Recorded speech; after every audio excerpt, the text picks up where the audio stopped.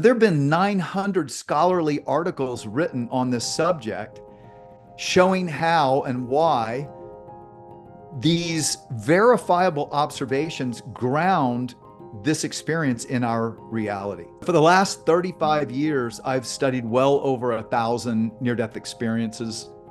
I've interviewed people on every continent.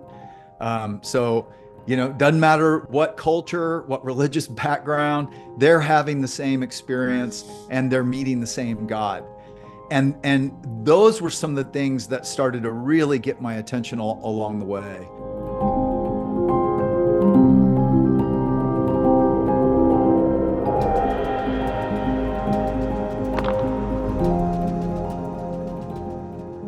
In 2015, I finally wrote about all of this. I wrote the book called Imagine Heaven, and I'm showing how the commonalities of these near-death experiences, which there are about 40 of them that I've traced, that people consistently talk about, how those align with what God has revealed in Scripture. And then this past year, I wrote a book called Imagine the God of Heaven, really focusing in on, okay, who is this God of all nations that people from every background are experiencing? Okay, can we go into those commonalities? Because that's kind of where I wanted to go anyway. And if we can, if it makes sense for you, that we would tackle this kind of through the lens of how what would be your case for that these are not just the brain creating a dream or glitching in some way, because I'm sure that that's one of the alternative thoughts behind this is, yeah, there's these commonalities because when the human brain is, at the end of its lifespan, it generates certain familiar or, certain repetitive hallucinations or whatever. So I'm curious, go through these commonalities, but if you can kind of say, here's one explanation and here's why you, sort of a materialist explanation and why you think maybe it doesn't hold up, if that's not too tall of an order. No, in fact, in chapter 2 of the new book of Imagine the God of Heaven, I write about science skeptics and NDEs. And I'm talking about alternative explanations, which I wrestled with all those. How do you know it's just not hallucination, or it's endorphins, chemicals, kind of like a DMT-like chemical that floods your brain as you're dying. And people say, oh, well, DMT, it has the same kind of symptoms that people report in near-death experiences, or fighter pilot syndrome, is this anoxia where the brain is lacking oxygen and they see this tunnel and a light at the end. Well, that's just that tunnel that near-death experiencers talk about. I go into all that. In fact, I was just watching a video by Dr. Michael Shermer, who's atheist and editor or past editor of Skeptic magazine. And, and he's talking about these alternate explanations. And he says, we know for sure that these are brain-based. In other words, it's just something happening in the brain. So I won't give you all 10 of my arguments. I'll leave that if you want to read the book in chapter 2. But the top 3 for me, first of all, when people clinically die, what they say is they leave their body, but they still have a body. They're still themselves. And they say it's like, I have a spiritual body. But not just with 5 senses, more like with 50 or 100 senses, all these senses we don't even have. And not only that, but initially they find themselves still in the room where their resuscitation is taking place, usually up by the ceiling, watching.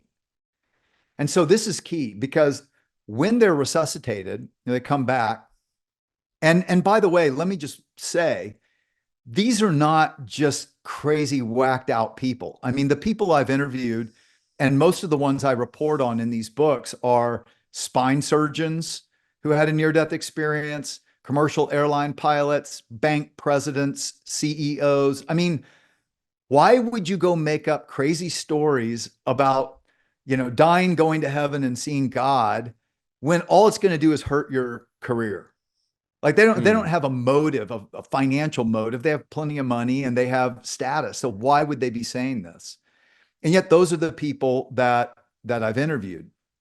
And so One of the things, though, that, Shermer says commonly, you just can't know. There's no way to check it out. It's just something that is my experience, and maybe it's true, maybe it's not, but it's in the brain. However, when people come back and they start to report things that they saw from up above the room while they had no brain waves, how do you explain that? So I'll give you a couple of examples. I report on Mary, who was in a hospital in London. This is in the 90s, and she's in the hospital. She's giving childbirth, but bleeds to death. So her EEG is flat. She says she leaves her body. She travels through this tunnel to this place of light, and this who she knew she grew up Catholic, but she'd kind of gone away from all of that. But she said, I knew this was God. There was no doubt. And the unconditional love I felt was far beyond the unconditional love of a parent. They have a conversation. She sees her life. These are some of the commonalities I'll go over. But then God says to her, your son is going to live and he's going to need you. You have to go back. And she argues, which is common because people don't want to leave. Like this life, it turns out, is the shadow. That, they say, is the real thing. That's like where you want to be. But she comes back, and as she's coming back into the room, she passes through the ceiling and notices a red sticker on the top side, the ceiling side of a ceiling fan. And she's resuscitated. She's trying to tell the doctors and nurses this incredible experience. Of course, as is common, they kind of think she's psychotic, right? It's just loss of blood or, anesthesia or something. But she gets a hold of one nurse and she describes exactly what the nurse did and said and where she walked. And the nurse realized she had no EEG. She had no brainwaves. How could she know this? And Mary says to her, I'll prove it to you. Go get a ladder, look on the top side of that ceiling fan, and there's a red sticker, and here's what it says. And the nurse gets help from an orderly. They look, and sure enough, there's the sticker, exactly what Mary said. Now, if I just heard one of those stories, I'd go, oh, that's nice. Another urban legend, right? Story for the internet. Yep. But there are thousands of them. What people don't realize, 2019, the European Academy of Neurology reported a study done across 35 countries, and they found that 5% of people that were at clinical death or right near it reported a near-death experience. 5% across 35 countries. You're talking about millions and millions of people. The Gallup poll in America reported about the same thing, 1 out of 25 Americans. So that's 13 million Americans. Can I, on that note, really quick, just ask, do you think that has always been the case and it's just now being talked about more? Or do you think that for whatever reason, this is something that's sort of on the rise? Because it does seem like this is a conversation that's more popular today than it was 30 years ago. But that to me seems weird. Yeah. I mean, Plato reported one. So it goes all the way back to the Republic. I believe the Apostle Paul may have had a near-death experience. In Acts chapter 14 in the New Testament, it says that Paul was in Lystra, which is modern-day Greece, Turkey area, and a mob turns on him and stones him to death. And they drag him out of the city and leave him for dead, but he somehow resuscitates. Now, he says in 2 Corinthians 12, he says, 14 years ago, whether I was in my body or out of my body, I don't know, only God knows, but I was taken up to heaven and heard and saw things inexpressible. So maybe that was that 14 years ago in Lystra.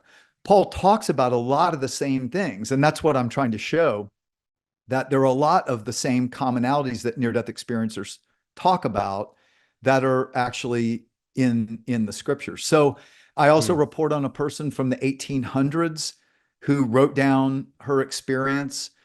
So it's not new, but with modern medical resuscitation bringing so many more people back, and quite honestly, with our globally connected world, I mean, I interviewed 70 people on, like I said, every continent. for this new book, Imagine the God of Heaven, I couldn't have done that even 7 years ago. Mm-hmm. And so I do think, I don't know what the prevalence was before, the last 50 years, but I know there has been way more research. The other thing people don't realize is, like, this is not just, researcher, author, pastor like me. Medical doctors have studied this. So I chronicle in Imagine Heaven a lot of the medical doctors, like cardiologists, who became convinced that that materialism alone does not explain what they have studied and observed from their patients.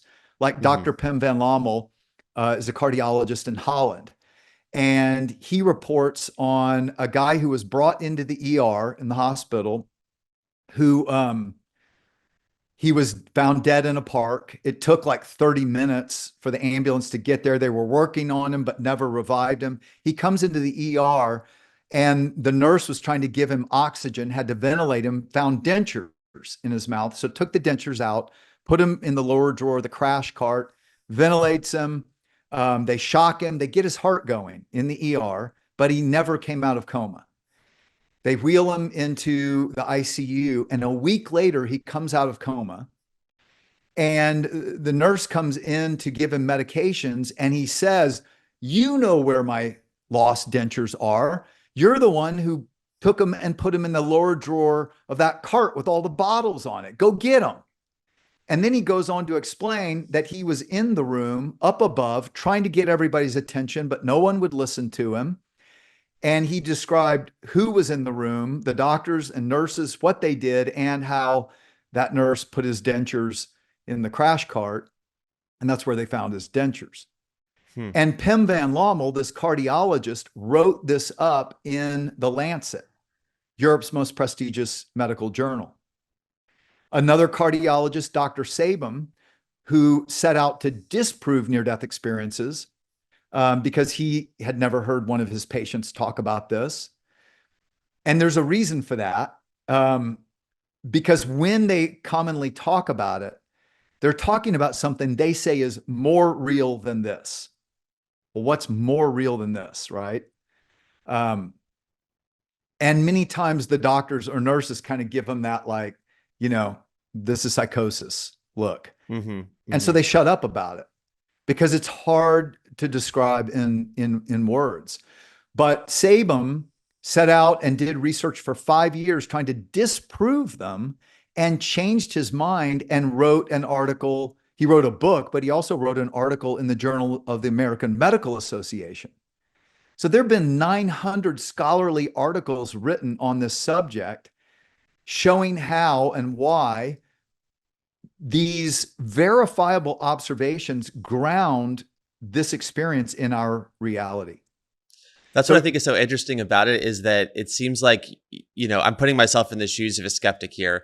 And it seems like that you are kind of left with a few choices. One is you can just say all of these people are crazy, or all of these stories are just lies, or there's truth to this. And I think that the more that the research comes out, and the more people, the volume of people who are claiming these same types of stories, I think it just becomes more and more unlikely that there's either that many crazy people just like, making stuff up, or that many people on this huge collective lie, even though, like you said, they're medical professionals, they're serious, people. So I think that becomes less likely. And like you said, in a lot of these instances, there's not a clear profit motive. You don't really get rewarded, or you don't really become famous for it. It doesn't really benefit you in any particular way. So it seems like it slants more towards there's really something going on here. Then add on top of that the fact, some of these details that you're describing, in other words, if even one of these things is true, and tell me if you feel like I'm jumping too far with this, but if even one of these things is true, where a person's brain is turned off, is basically dead, but they're relaying information in a location that their body wasn't, to me, that indicates that there is a part of what a human being is that is not their body. Well, and, I mean, what is consistent, the most basic premise of science is what is consistently observed is real, right?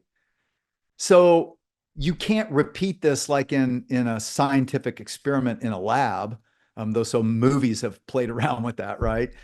But you do have preponderance of evidence. So there have been scientific studies done, like Dr. Jan Holden studied about 100 patients of cardiac arrest patients who claim to have a near-death experience and make observations that could be checked out. So verifiable observations. And what she found is that 92%, each patient may make 5 or 10 observations, right, of what happened in their resuscitation. 92% were completely accurate. Another 6% were mostly accurate, maybe a few details off. Only 2% were inaccurate. And that turned out to be one patient. Hmm. So like Dr. Sabum told me, he said, what these people were telling me about my resuscitation attempts, if I'd recorded it, I could have used it to train physicians in how to do resuscitation. There's no way they could have known that. Hmm. And yet they consistently are reporting that. So, you know, like it can't be brain based if they're reporting things with zero EEG, with a flat EEG. Where are these observations being stored? Where are Or these if their memories being brain, stored? or if the memories, or if the information is coming from a location that their brain isn't. Right. Or their That eyesight isn't, you know. I report on another one. I won't go deep into this. You can read it, but it's a pretty intense one. Pam Reynolds, who had a deep brain aneurysm, and they had to do deep brain surgery. It's a last, kind of Hail Mary surgery where 50% live, but if you don't do it, they die. And so they had to drain her body of blood. They put her in basically almost a freezed state. They lower her body temperature to 50 degrees. They completely drain her brain of blood. They taped her eyes shut and put 100 decibel clickers in her ears so they could monitor the EEG to make sure there was no brain activity while they're going deep into it. So here you have proof she can't see, she can't hear. Because some people, I mean, there have been like 30 alternate explanations for this, other than the fact that your soul lives on after death. Mhm. But it's like throwing spaghetti at a wall. They say, well, as they're coming to, as kind of their brains rebooting, they're hearing and picking up maybe with a sixth sense what's going on. Well, that doesn't explain most of this. So Pam, an hour into surgery in the deepest anesthesia, um, says she leaves her body and watches the surgery. She didn't know who was going to be in the room. She reports that a female voice, and there was a female doctor down by her legs, said, I can't find the vein. And the other male doctor said, try the other leg. And that confused her because she's like, you're doing brain surgery. What are you doing down by my legs? But that's actually what happened. She then talks about how they took out something, and this was a saw. It's called a Midas Rex.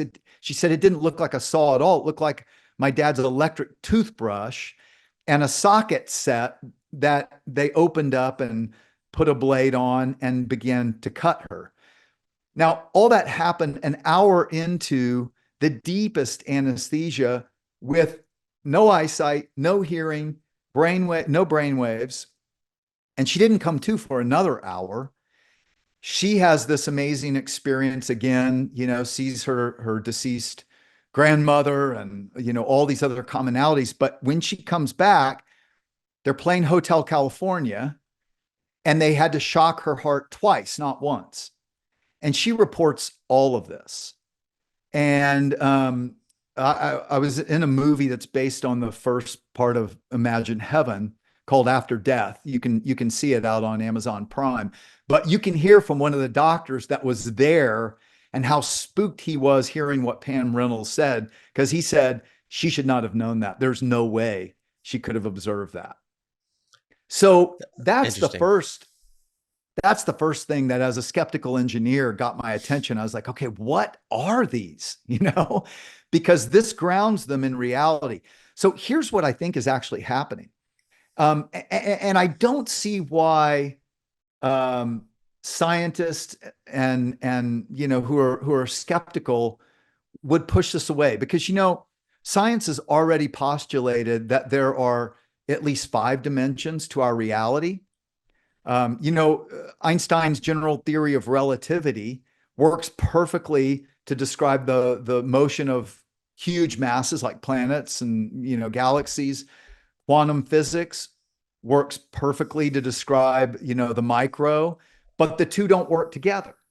And that's always been an issue. But Kaluza and Klein came up with a paper that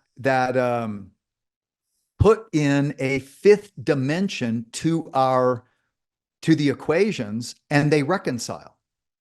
So science is already, and then of course, if you go down the road of string theory, they're postulating there might be even 11 unseen dimensions to our space-time continuum that we just don't see. So I think that's what's actually happening. It's like, imagine if we're living this 3-dimensional experience on a flat black and white painting on the wall of your house. Okay. Mm-hmm. And so we have up and down and side to side. We don't even have in or out. It's not even a concept, right? Because we don't have a 3rd dimension. Yep. And death is when your soul leaves your body. So imagine at death, your 2-dimensional soul peels off your flat world and is brought into this 3-dimensional world that was always around you, but you couldn't even conceive of it. And now you can look and see what's going on in your flat 2-dimensional world because it is contained within this greater reality. Right. Yes. Then imagine being pressed back in to a 2-dimensional world and you're trying to describe 3 dimensions of color in flat black and white terms. I love that you said that. I've used that analogy with near-death experiencers I've interviewed, and they said, that's it. They said, that's why we grapple for words. This is an analogy that I've used to try to explain basically an argument for God before on this channel several different times, where you're right, there is no evidence of a 3rd dimension within a 2-dimensional paradigm. And that's the problem with looking for God as if he's an object somewhere in this 3-dimensional universe. He's not hiding behind the moon. He's not in his creation. He is the creator of the creation. And what you're saying here, and what I think that near-death experiences are such an interesting piece of this puzzle, is because they have this scientific side to them, in the sense of what you're saying. There's a bunch of different people who are testifying to the same thing again and again and again. And there's actually data to point to this reality. But the reality that the data is pointing to is itself extremely esoteric and other dimensional. It points to this spiritual reality that is beyond, in a sense, what we normally think of with space, time, and matter. So I think it's a really important piece to the whole picture. If someone is in that sort of what I would call like a reductive, materialist only paradigm, this is something that really kind of puts a wrinkle into that. But for me, only saying, hey guys, there is a spiritual realm or there's another dimension, to me, that's just like one step. That's like a step in, that's one piece to the puzzle. What I would like to shift and kind of get into with you now is, okay, let's say that we've brought some of the audience at least along that far to accept that there's something going on here that's pointing toward life after death. It's pointing to another realm. Christians would call it a spiritual realm. Some people will call it interdimensional, but there's something more than the 3D world that we're talking about. Now, can you help me understand, based on your research, some information about that place? What that's like? What are some of the who are some of the characters that come in and out of it? What are some of the different scenarios that play out within this weird, recurring experience that a lot of humans are having?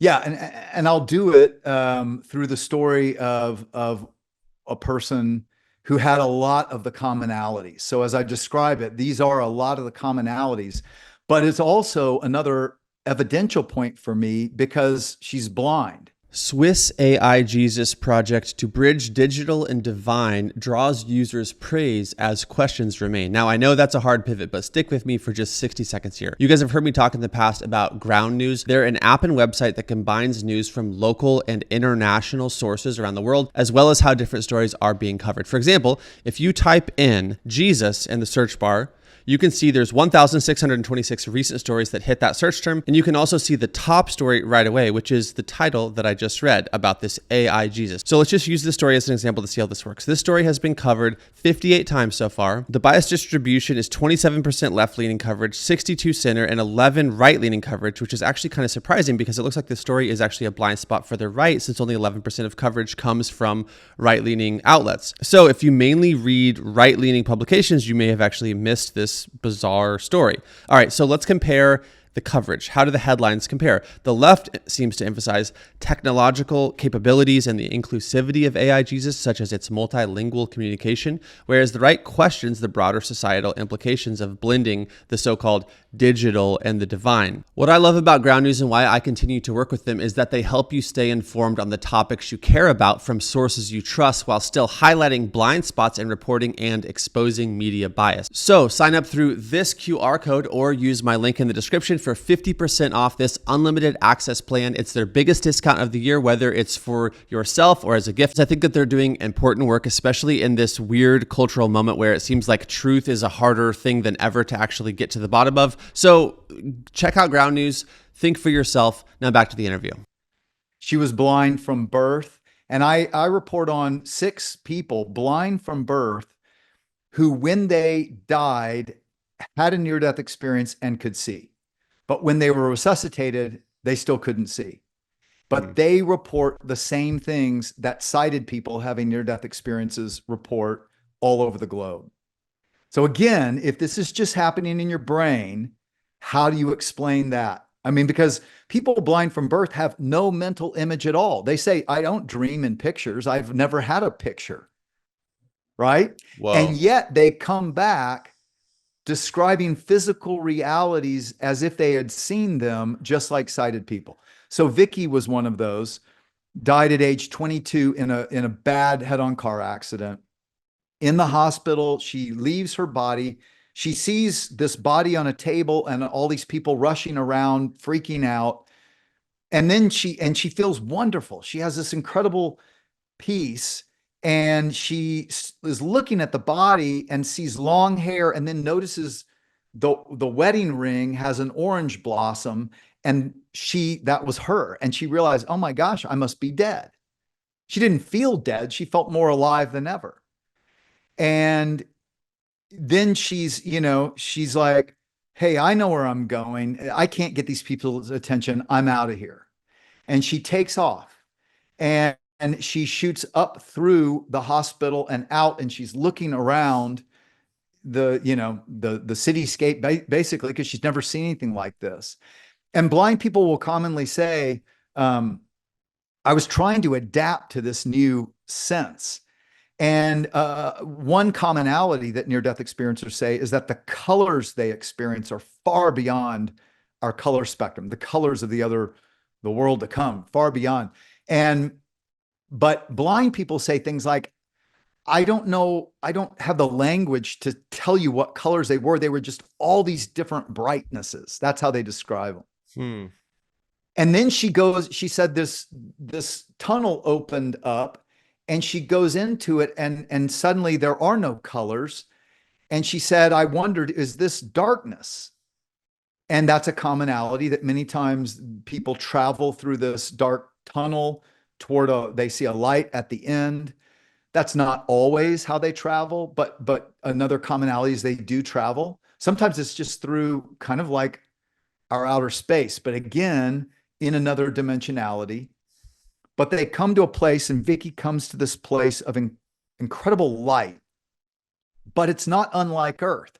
So she finds herself in this garden-like setting, and people will commonly describe, grass and flowers and trees and animals, but mountains and streams and valleys. And it's like Earth, but beyond Earth, and experienced in new dimensions of space and time. So Vicky said, and I report on other blind people having near-death experiences saying the same thing. She said the light was not like light on earth. She said because the light that you could feel was also love and life. And this light was coming out of everything. It was coming out of the grass. It was coming out of the trees and the birds, and even coming out of these people, this welcoming committee that was coming toward her. And that's another commonality, is this welcoming committee of people who come to greet the person, and they are people that have passed on before. So she sees her grandmother who had died. She sees Debbie and Darlene, who were two of her friends that grew up in the home for blind children. They had died at age 9 and 7. But she said they were in their prime, about age 30, all of them. And that's another commonality. And people report these same things, like I said, all over the globe. Now, stop and think about this, because I also have a spine surgeon whose kayak was pinned under a waterfall for 30 minutes. And so the people who were there resuscitating her know it was 30 minutes. And yet she has the same experience. And she describes the same light that is coming out of this place she comes to, and coming out of the flowers and the trees and all this. And a commercial airline pilot as well, describing the same place. And he says the light in the center of the city was love and life, and it came out of everything. And he said there was no sun or moon. That was the light of this heavenly place.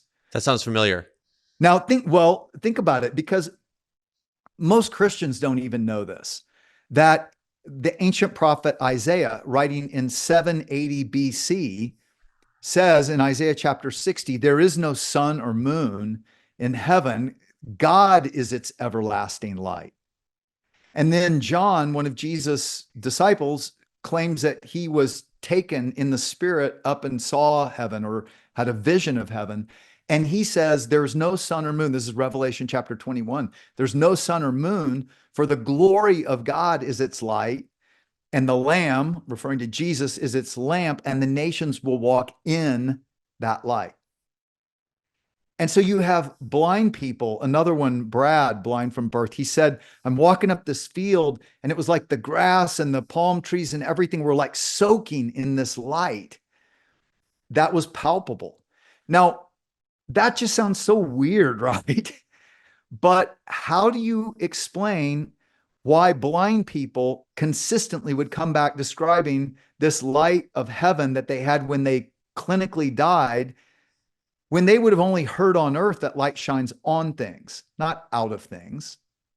Why would they be saying that? And why would it agree with spine surgeons and commercial airline pilots having a similar experience? To me, that is one of the most, like, explain that in a brain-based materialistic way. Because you can't throw the alternate theory, oh, well, it's tied to REM sleep. That was one of the latest I read about. Okay, how does it describe and explain all these things that are evidential? And if it doesn't, it's not a good theory. That's science, right? Yeah. You know what's crazy is I'm expecting, and in fact, I'm gonna say this now, just because I'm almost positive that it will be the case. In the comment section of this very video, I expect that people will have their own experiences to share. That's one thing I've noticed recently is, and I don't even normally make that type of pitch like I just did. I normally just what it is. I did a video recently on this channel about how people who thought that they were being abducted by aliens, that's what they thought was happening. But there was this data point that came out where when they would use the name of Jesus, those abduction experiences would stop. That's a really weird data point that this guy who used to work with MUFA discovered. He found over 600 cases of this. That's a really odd thing, that's like the one key ingredient that basically consistently makes the UFO abduction experience end. And I just thought, oh, I'll put up this video. It's coming from a totally adjacent, different angle, whatever. I'll just throw it up there. And all of a sudden in the comments, people start saying, oh yeah, actually I had basically these types of experiences where I was having this, and then I called out to the name of Jesus. I remembered this particular verse. I said it, whatever. And then the experiences stopped, or people having the what do you call it, sleep paralysis, and a Mm. similar type of thing. So to me, there's something really interesting happening right now in Western culture, where there's like a merger of things that we already know as Christians in scripture, but we're using words like angels, demons, the spiritual realm.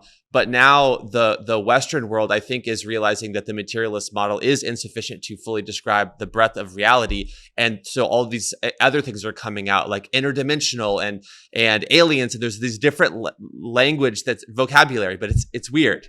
Well, our science has taken us there. I mean, you can't study quantum physics and say, oh, it makes total sense to me. I mean, it's like entanglement. Well, maybe that's through interdimensional. There's some mechanism happening in dimensions beyond ours that cause entanglement. Yeah. And so let me go back to Vicky a second, and then I'll jump Yes. from there to the third thing that started to Yes. convince me. Good. I'm So glad you remembered the third thing, because I realized I took you up on this huge rabbit trail. So we're getting to the that's third all right. thing. I rabbit trail all the time. It's like, oh yeah, that squirrel. Yeah, exactly. But so Vicky has this welcoming committee, and that's a commonality. Interestingly, and there's light coming out of them as well. So interestingly, Jesus talks about this in Matthew chapter 13. Um, he says, and then in heaven the righteous will shine like the sun in their Father's kingdom forever. Hmm. And what I posit is happening is that it is, you hear the glory of God. What's the glory of God? And I never really fully understood that until I was diving deep into studying near-death experiences. And it started to put a picture to it for me, that the glory of God is this light and love and life that actually gives life to everything. And that in the world to come, that is the source of life. And that these people are actually experiencing this. Like everything has a sense of life, but this life flowing through them. Now we can appear to each other apparently just like we do now. Like Marv Bestman, this bank president, said he was wearing like his favorite golf outfit, and he sees all these people in, like tribal togas or, Hindu saris, or, the nations in their kind of normal outfit. But sometimes these people are like bursting with this light that is love. So Vicky sees this. Jesus even said that. He also talks about this welcoming committee. So in Luke chapter 16, Jesus said, use your worldly resources to make friends, so that when it's all gone, they will welcome you into eternal dwellings. And that's what near-death experiencers say consistently, that they call it a welcoming committee. And I had not even seen that in the Bible until I kept hearing them say welcoming committee. And then one day I read that they'll welcome you into eternal dwellings. I was like, oh my gosh, maybe that's what he's talking about. Vicky then sees a light brighter than any, and turns and looks, and she sees Jesus, and she knows it's Jesus. But brighter than the sun, but not hard to look at. You and me, I think sometimes Christians give skeptics a bad taste in their mouth because, they can kind of act like, oh, we're God's favorites. He doesn't care about anybody else, until they know Jesus. And that's not true. And it's not even biblical. Genesis chapter 12, God says he raises up Abraham and Sarah, and he said, through you, I'm going to bless all nations on earth. And it's interesting, 500 times through the Old Testament Jewish prophets, which wrote over a 1,500-year time span. The Bible's not a book. It's a collection of 66 books written over 1,500 years. They consistently talk as if God is speaking to all nations. Go and find another sacred religious writing. I've read a lot of them where their God speaks to and cares for all people of all nations. Jesus then comes and by the way says, well, then this God of brilliant light appears on Mount Sinai to Moses in 3,500 3,500 years ago, same brilliant God of light, and says to Moses, I am he who is, right? Or I am the self-existent one. I interviewed a woman from Tehran, tells me her near-death experience in Farsi. She has a heart attack. This God of light, but who looks like a man to her, but giant, comes to her and says, I am he who is. That's how it was translated from Farsi to English to me. And then she comes back into her body with a peace and a joy that she's never had. And she's on a quest. Who is this God? This is not like this God of love and this God of compassion who knew me so well and just said that and everything's changed. But it's the same that Moses said. Then Jesus comes along and he says, and it says that he was transfigured before his followers at one point, and they said his face shone like the sun when he shows them his glory. And then he says, I am the light of the world. Whoever follows me will never walk in darkness, but will have the light of life. Can we pause on that verse right there? Because that's where I wanted to go with this as well, is based on what your research and your understanding of this. How often are people experiencing the other side of the coin, where within what Jesus says there is that there's that if, right? And so what I'm asking about is, because it almost, a version of this almost sounds like new age. There's just a light and a vibration, and it doesn't matter what religion you're coming from, it's all good. But then, what I see from Jesus is that there is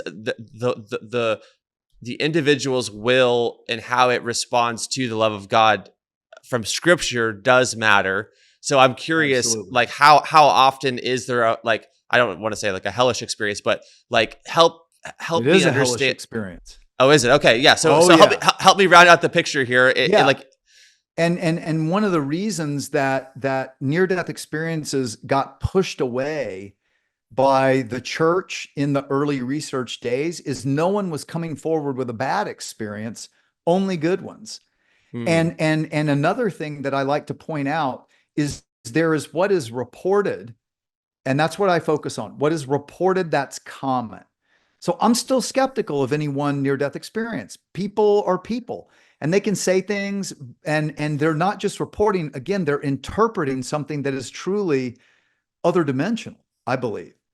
And so they have an interpretation. So someone may have a very shallow experience. They leave their body, they feel wonderful. In fact, I'll tell you one, because it does. Let me say this. In one study, 23% of near-death experiencers who came forward reported hellish experiences. So those are real. In that 2019 European Academy of Neurology study across 35 countries, the percentage was even higher. So we can't account for the good without accounting and making sense of the hellish ones as well. And initially in the 80s, no one was coming forward because, again, like the people I've interviewed who've had hellish near-death experiences, they say to me, I've had PTSD from this. This is not a dream. This is realer than real. And it's horrible. And so they're not eager to go say, hey, I died and I had this hellish experience. So one guy that I interviewed, Howard, was an atheist professor. He had tenure. He was on an art tour in France. His duodenum ruptures. So he's spilling poison into his gut cavity. Basically, you have about 5 to 8 hours and you die. They couldn't find a surgeon because it was a Saturday. And after 8 hours, he died. Now he was a materialist. He thought when you die, you unplug the computer. It goes dead. There's nothing. So at first, he's confused. He finds himself standing up by the bed suddenly, and he had felt the worst he'd ever felt in his life. And now he feels wonderful. He said, I felt great. I felt like Superman. And again, so he has all these heightened senses in the same way. And he's confused about what is that in the bed, because wasn't he just laying there? But these people come and they call to him in the hallway. And again, so it's kind of like this welcoming committee, and they're saying, Howard, we're here for you. Come with us. And he thinks it's a hospital staff. And he says, I need surgery. And he says, we know all about you. Come. We've been waiting for you. Come with us. Don't you want to get better? And so he follows them. Okay, now pause. Because if Howard had been resuscitated right then, which some people are, they have a very shallow experience. They don't have all 40 of the elements I'm talking about. They just leave their body. They feel great, feel like Superman. Boom, they're back in their body. You can interpret an experience like that in a million different ways, whatever your worldview is. Right. But it doesn't take into account thousands and thousands of others. But people do that. So I differentiate what people report that is common to near-death experiences versus what an individual might interpret. I think that's a very important distinction. So Howard continues with these people. And again, time works differently on the other side. So near-death experiencers would say to me, some of them say, well, there was no time. But others would say, no, there was time, but there was all the time you needed. Like nothing was rushed, nothing was hurried. And I talk in Imagine Heaven about how, we have one-dimensional time moving in one direction, but if you had even two-dimensional time, for every point on our timeline, there would be another ray of time where you would experience all the time you needed at each point before the next moment happened in a linear timeline. And that's exactly what near-death experiencers are saying. Interestingly, that's also what Peter, one of Jesus' disciples, said in 2 Peter 3:8, when he says, to the Lord, a day is like 1,000 years, and 1,000 years is like a day. So again, it converges. Howard ends up realizing they've gone too far. Like the hospital couldn't be this far, and he can't really see them very well. And long story short, they lead him into a darkness that they commonly say is darker than any dark we've ever seen, just pitch black. But he's pushing against them now more and more, like, where are you taking me? We've gone too far. Now they're starting to push him. Now they're starting to mock him, and now starting to, like and he realizes they're deceiving me. So he starts to try to get away, and now they start to just go at him. And I have interviewed Howard on this maybe 4 times, and he tells me to a certain point what they did to him. And then he says, I can't go any farther because it took me years to overcome that. But imagine the worst prison scene and the worst things people can do to you. And they did it all. And interestingly, what you were saying about the alien abduction thing? Yep. So as all this is happening, he's being eviscerated, and he realizes something. He realizes these people are my kindred spirits. He realizes that they are like I was on Earth. And he said to me, he said, I didn't really care about my students. I used them, and I used people to glorify myself. I wasn't faithful to my wife.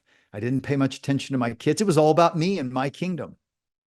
And he said he realized these people were his kindred spirits, but without the goodness, the kindness, the love that we do experience some of here. But that all comes from God, And I want to say this.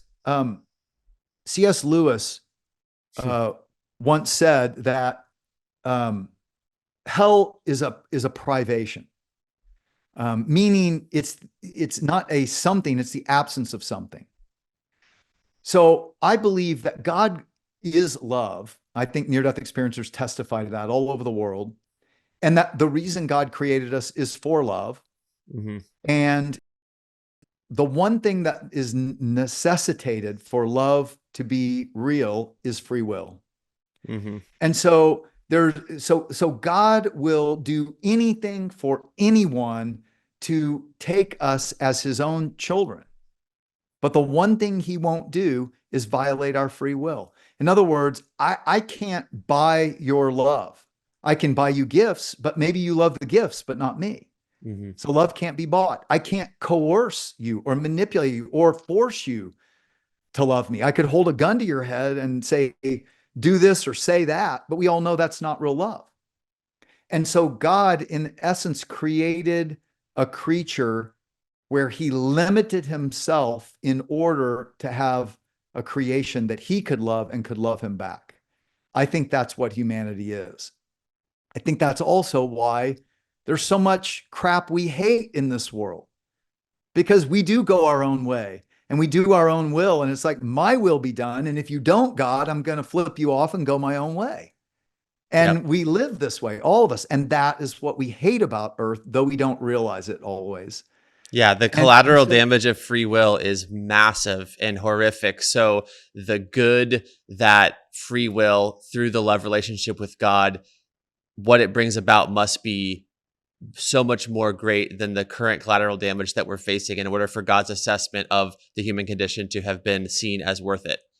exactly. And that's what I postulate that in, there's a hell chapter of Hellish NDEs, and I tell Howard's story and some others as well. But I believe that what God is giving us in this life is, we start with the knowledge of good and evil, a taste of heaven and a taste of hell, but greatly reduced.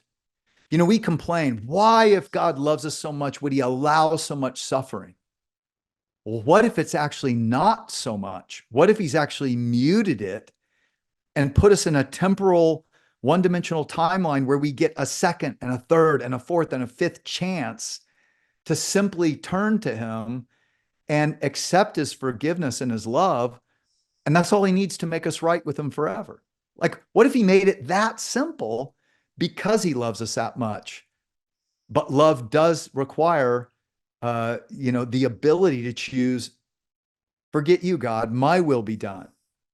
And hell is the one place that God created where free will creatures get what they want when what they think they want is not God. But that is the place where the love of God and the light of God and the life of God and all the good and all the beauty we see and we love, it's not there. It's gone. And even law that today constrains evil, and I think even conscience, and I think is God's spirit speaking to our conscience that restrains evil, that's gone too. So that's Yep. what Howard experienced, that I am going to devolve just like these people, and hell is dominate or be dominated. Yeah. It's really profound what you're saying, to think about the clue that we get into the heart and character of God in the person of Christ, in the moments of the passion, as people are mocking him, spitting on him, whipping him, and ultimately nailing him up to a cross. And he says, no one takes my life from me. I lay it down willingly. What does that tell us about God's ability to endure human rebellion against him while doing something for their good? And isn't something similar to that happening every single day as the sun continues to shine down on the righteous and the unrighteous, as the gifts of God are given to the blasphemer, to the mocker, to the sinner, day after day, love, romance, sunrise, etc. In a heart as rebellious as Howard's, just turning to him and God forgiving. That doesn't seem like justice unless someone else paid what Howard or what I owed, right? But that's what Jesus claimed to do. So Howard keeps hearing pray to God, and he's fighting it. But finally, he starts to say, and he's like, I don't even know how to pray. And he starts to just piece together. He's like, God bless America, my country 'tis of thee. He's just like searching for stuff. Our Father who art in heaven. But he doesn't, and they start to get furious. And they're like, you think we've hurt you now? Wait till you see where we're going to take you. There is no God. You're really going to pay now. But they're backing off. He notices they're backing off. So he keeps it up until they're gone. Hmm. And now he's laying there, and he said he didn't know if it was an eternity or a second that he was laying there thinking about his life. And he realizes that this is just the trajectory he kept on, and it just keeps going, but without God. And in his heart, he hears the song when a neighbor took him to Sunday school as a church, Jesus loves me. That's all he could remember. And he's so desperate at this point. He said, I don't even know if there is a Jesus, but if you are, and if you could still love me, Jesus, save me. And here's the crazy thing. Into this outer darkness comes a pinpoint of light, brighter and brighter, until Howard says brighter than the sun, but again, not hard to look at, mesmerizing. Arms reach out, pick him up as he bawls like a baby, realizing how wrong he was, and then starts to rub his back like a mother or a father would, just like comforting their child. And then shoots him out of there. And I know this sounds like crazy sci-fi. I know that. It's why it took me so long to write about it. But if you read the book, you're going to hear story after story after story overlapping, saying the same things. And you're going to go, okay, how could all these people make up the same thing? And why would they risk their career? Why would they do this? This is crazy. Can I So add Howard, sorry. I want you to finish the Howard thing, and then I'm going to pivot into what I think an interesting adjacent topic of psychedelic drugs and and that whole thing. Because anyway, I'll let you go, but let's get into that. And I also want to respect your time, but take it away, Howard. Well, this is one of the last commonalities. I mean, there are many others, but the last major one is, so with Jesus holding him in the presence of angels, now out of that hellish place, but he knows he's not in heaven. He's somewhere in between. And Jesus says, I want you to see your life. And he gets a life review. Now, Vicky also got a life review. Interestingly, and the life review is fascinating because people consistently come back saying two things: God is love, and how we love one another is what he cares most about. Well, that's what Moses said. Jesus said, the greatest commandment is love God with all your heart. The second is like it, love your neighbor like you love yourself. Keep those two, and you keep all the commandments. This is what near-death experiencers are experiencing in their life review. So because time doesn't work the same way, they're watching their life replay, kind of like a three-dimensional, almost like a hologram, but it's real, replaying, and the emphasis is on relationship. So Howard is he's watching at his relationships, and he's not only remembering how he felt and what he thought, he's also experiencing how it affected the other person. So he's watching his abusive father and his relationship with his father. And he told me, he said, I always thought, I'm the victim and he's the victimizer. But I started to see that, no, it was a two-way street. Yeah, he was wrong for what he did to me, and he was not a good father. But I turned around and I did everything I could to hurt him and make him even more angry. And he saw it from a different perspective.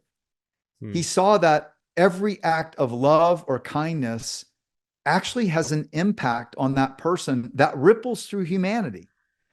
And he said, as he was seeing these things play out, so I asked him, what did you see? And he said, well, one thing I saw when my sister lost her pet and she was crying in the middle of the night, and I decided to get up, and I went in and I just held her and comforted her. And I'm seeing this replay, and I'm feeling the joy that Jesus felt from me doing that. He said, I was blown away at the joy it gave him from me doing that simple little thing. He said, but those were few and far between, because as I grew up, I started to believe that the biggest, baddest bear in the woods wins. And that's what I was after. winning, showing that I am the highest and the mightiest and the best.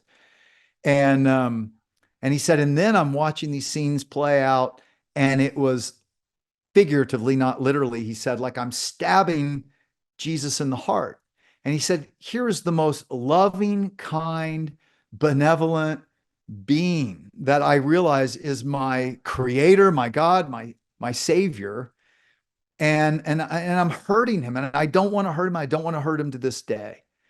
Now, fascinating, fast forward, Howard comes back. Remember, he's a tenured professor. That's the ultimate. You can't be fired. Mm-hmm. 2 years after his near-death experience, this atheist tenured professor leaves his career to go to seminary to become a Christian pastor. His wife is an atheist, leaves him because she thinks he's crazy.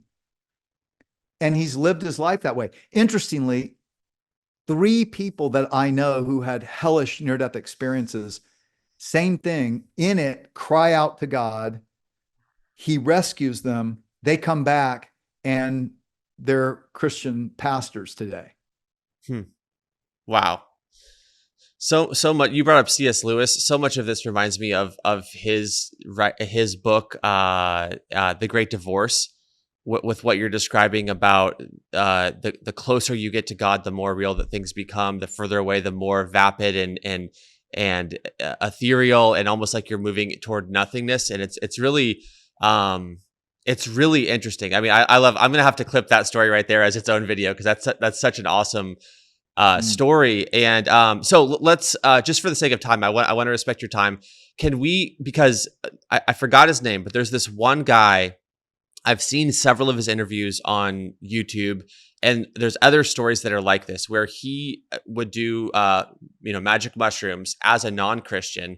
Then he became a Christian, but this one time he basically was like, let me do them again.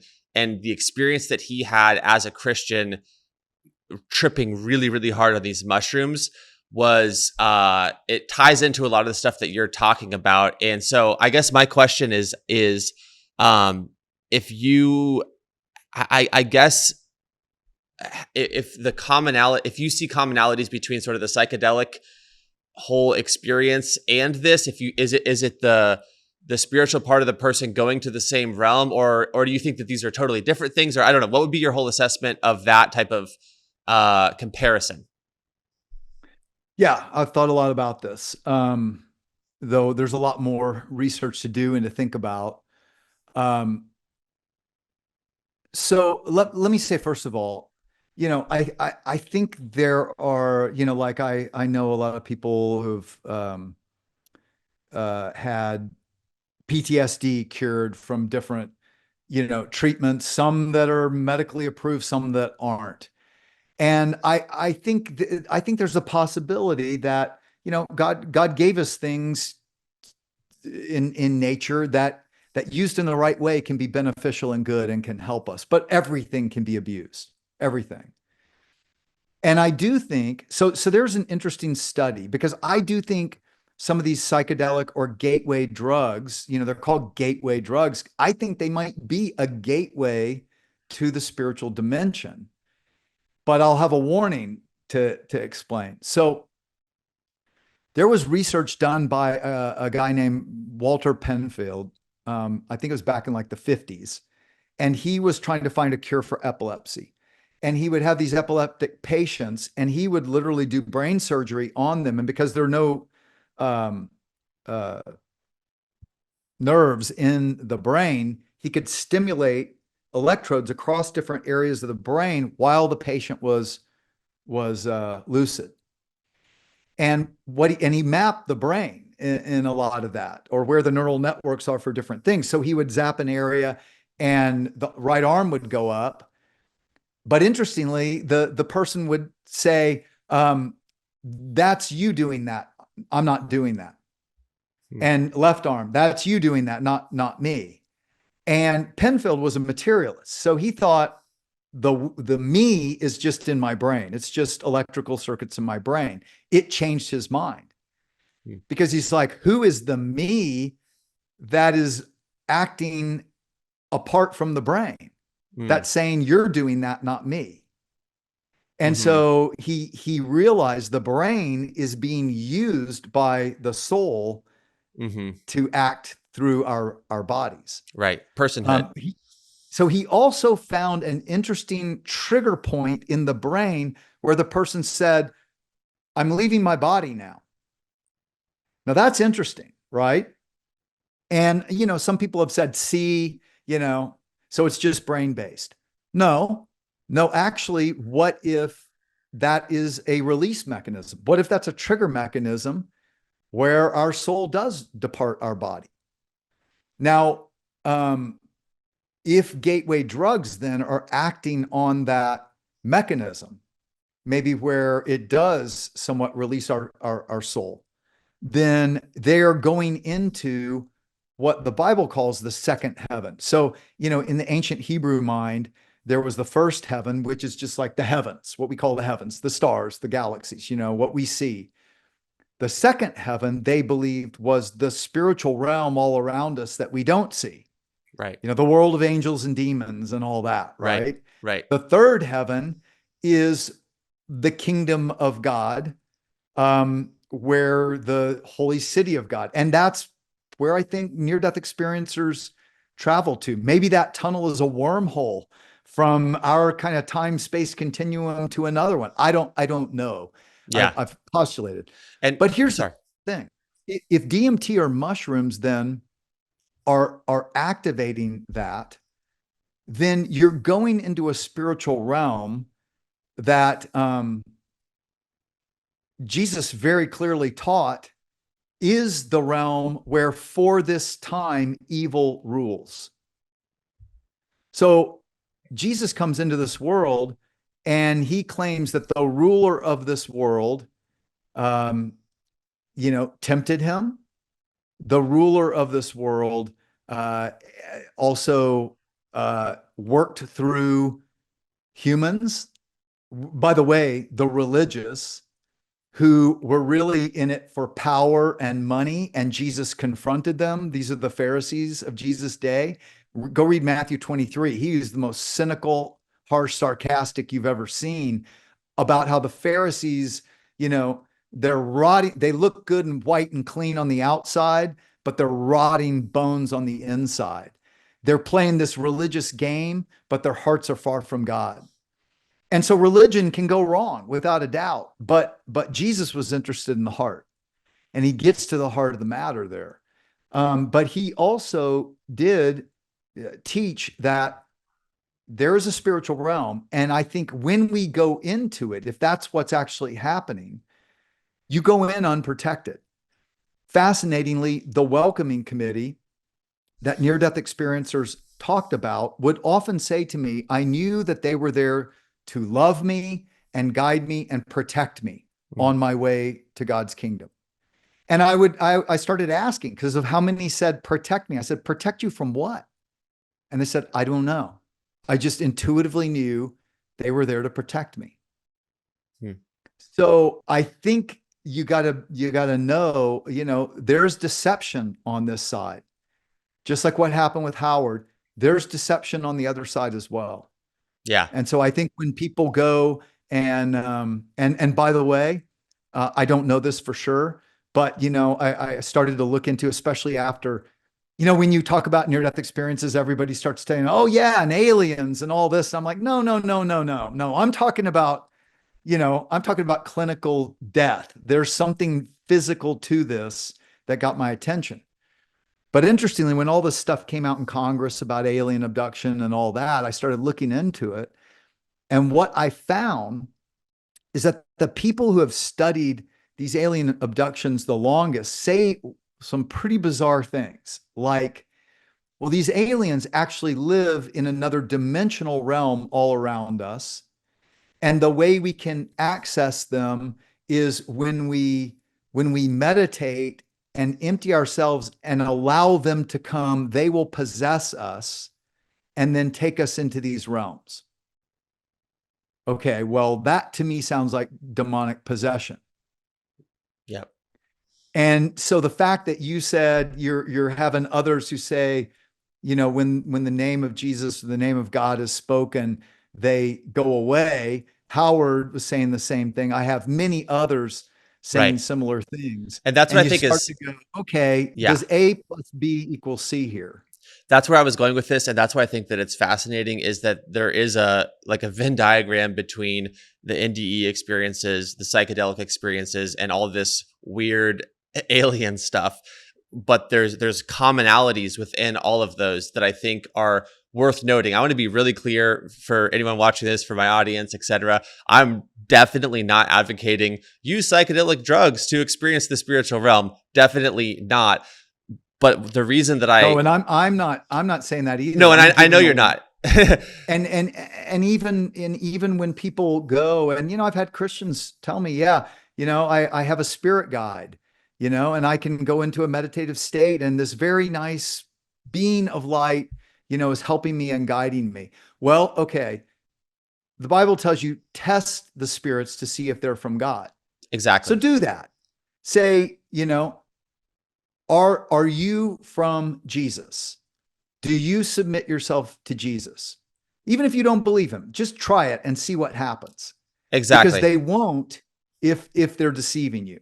Yeah, but the reason that I think that it's valuable is that it points to the fact that there does seem to be that basically the Bible is telling the truth about this realm, that it has a binary nature to it. There's good guys and there's bad guys. And the drug users are saying that they have the DMT people have these recurring characters, the Joker or the Jester, and then the Clockwork Elves, and all these different characters that people see consistently. I find that to be very, very odd. And some of them, and then there's the queen in white or the lady in white, and she's thinks that she's good. And there's a binary nature to the realm that the drug users are experiencing. There's a binary nature to the near-death experiencer realm that they're seeing, and also within this alien thing, there's like people that are using the name of Jesus as an antithetical to the abduction that they think that they're happening, and it's having a repeatable effect. All that I'm saying is not let's try to contact aliens to have the spiritual realm, let's do drugs, or let's try to have a near death experience. I'm saying no to all three of those, but that it's very fascinating that they all point to that binary nature of the spiritual realm. I think that that's like really, really interesting, for especially if you're thinking about this as a brain only or a matter only from a matter only perspective. Anyways, okay. Anything else to say on that? Because then my last question for you here, for the sake of our time, is basically to sort of give you the opportunity to express what is your purpose or goal behind everything that you're doing. What is sort of the outcome that would be that is your aim, basically? Yeah. So people would say, what? But I'm actually not that interested in near-death experiences. Um, for years, I thought they're weird, And I was like, I don't want to be one of those guys, and I don't want to open the door and all this weird stuff comes in, because I'm more of an engineer science minded person. However, I can't get away from, I believe this is modern day evidence of the reality of what Jesus came to show and teach. And that's what I'm interested in. I'm interested in helping people, whether they're skeptical, agnostics like I was, but open-minded, or whether they're already believers, to help them see that. First, I think these are testimonies of the reality of heaven, of hell, but more importantly, of God, and the God of all nations, who has done something for all people through Jesus. And by the way, if you're not convinced of that, in Imagine the God of Heaven, I go through the historical evidence as well and show how the historical evidence matches the near-death experience evidence of Jesus being who he claimed to be and doing for humanity what he did, which is to make a way that God could forgive all of us. In other words, and this is the most important point, God has removed every barrier between every human and himself except one: our pride. If in our pride and our free will we say, I don't need God, I don't need forgiveness. I don't need God's love or leadership. Then he will sadly, in the end, say, okay, your will be done. But that's not God's will. And he's done everything to remove every barrier so that because of what Jesus has done, a human heart turning back to him, wanting his forgiveness and his guidance is all that's required.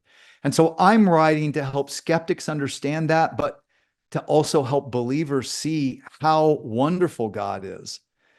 So imagine the God of heaven is really about the story of God and the attributes of God throughout history, so that we realize, man, I don't trust him enough, because this is the source of everything I love in life.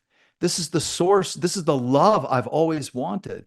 This is the one person, and I can call him a person, who is like my best friend, better than my spouse, more kind and caring than my parents, and has been with me through everything and wants to lead and guide me through this life.